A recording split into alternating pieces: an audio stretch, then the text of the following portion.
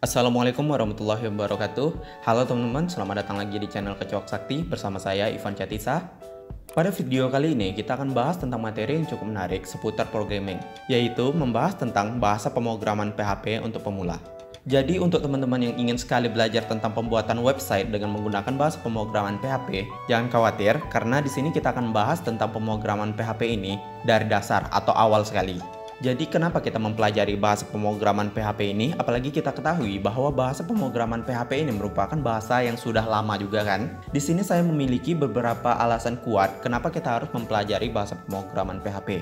Yang pertama yaitu mudah dipelajari, yang kedua banyak forum diskusi, ketiga khusus pembuatan website, keempat banyak menggunakan PHP, yang kelima layanan hosting, keenam framework. Oke, di sini saya akan menjelaskan satu persatu alasan kenapa kita harus mempelajari bahasa pemrograman PHP ini. Yang pertama yaitu bahasa pemrograman yang simple dan mudah dipelajari untuk pemula. Kenapa saya bilang simple dan mudah dipelajari?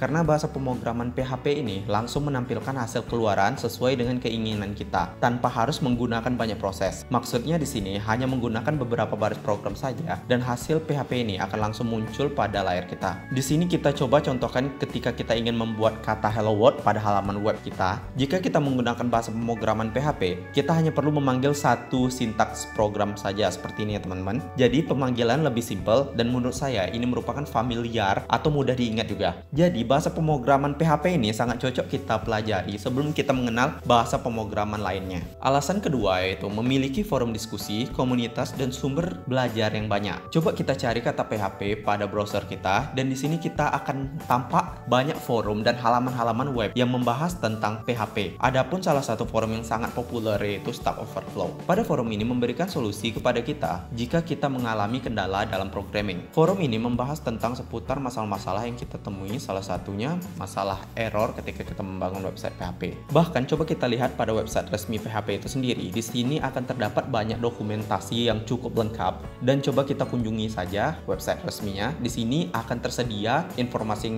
kita butuhkan. Dan menurut saya PHP ini merupakan suatu bahasa pemrograman yang memiliki dokumentasi yang lengkap banget. Alasan ketiga yaitu PHP dibuat khusus untuk pembuatan web. Pada awal pembuatan bahasa pemrograman ini emang dikhususkan untuk pembuatan web. Bahasa pemrograman ini langsung diimplementasi pada sintaks HTML dengan mudah. Hanya tinggal menyisipkan skrip PHP pada halaman HTML tersebut dan akan tampil langsung hasilnya di halaman web kita. Alasan yang keempat yaitu kebanyakan website sekarang ini menggunakan bahasa pemrograman PHP. Bahkan ketika kita ingin hosting atau mempublish halaman website kita akan lebih mudah untuk mencari jasa hosting yang menyediakan bahasa pemrograman PHP ini. Karena saya bilang sebelumnya, bahasa pemrograman PHP ini sudah banyak digunakan. Alasan yang kelima yaitu banyaknya layanan hosting yang tersedia. Untuk bahasa pemrograman PHP ini sangat mudah kita untuk mempublish halaman kita karena banyaknya hosting yang menyediakan layanan untuk website PHP. Salah satu yang saya gunakan saat ini yaitu Hostinger Indonesia. Pada halaman hosting ini kita dapat mempublish halaman website kita sehingga website kita dapat diakses oleh banyak orang atau lebih luas. Alasan keenam atau alasan terakhir kenapa kita harus mempelajari PHP ini yaitu tersedia framework PHP yang cukup bagus dan bisa kita gunakan untuk pengembangan website kita. Adapun jenis dari framework ini yaitu CodeIgniter, Laravel, Yi, dan masih banyak yang lainnya. Oke, jika teman-teman sudah paham tentang penjelasan PHP tadi, sekarang adapun materi yang kita bahas pada PHP untuk pemula ini adalah yang pertama, sintaks dasar PHP. Di sini saya akan menjelaskan bagaimana cara membuat halaman PHP sehingga kita dapat menampilkan pada browser kita serta menggunakan sintaks PHP tersebut pada halaman HTML. Yang kedua, array.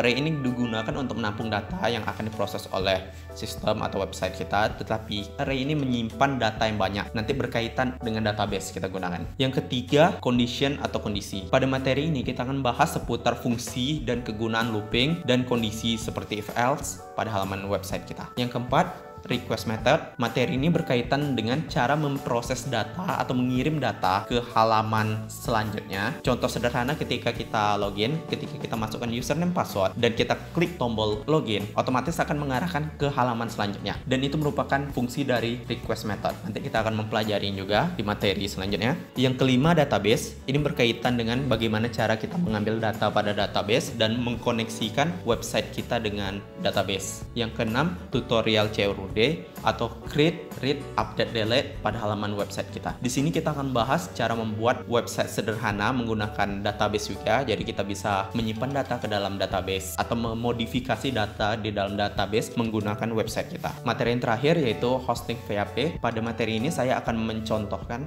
bagaimana kita mempublish halaman website kita sehingga dapat diakses oleh banyak orang. Mungkin materi itu saja yang kita bahas pada pelajaran PHP pemula ini. Oh ya, sebelum kita membahas tentang PHP ini, apa saja sih yang harus kita sediakan untuk pembuatan dasar PHP ini? Yang pertama, text editor.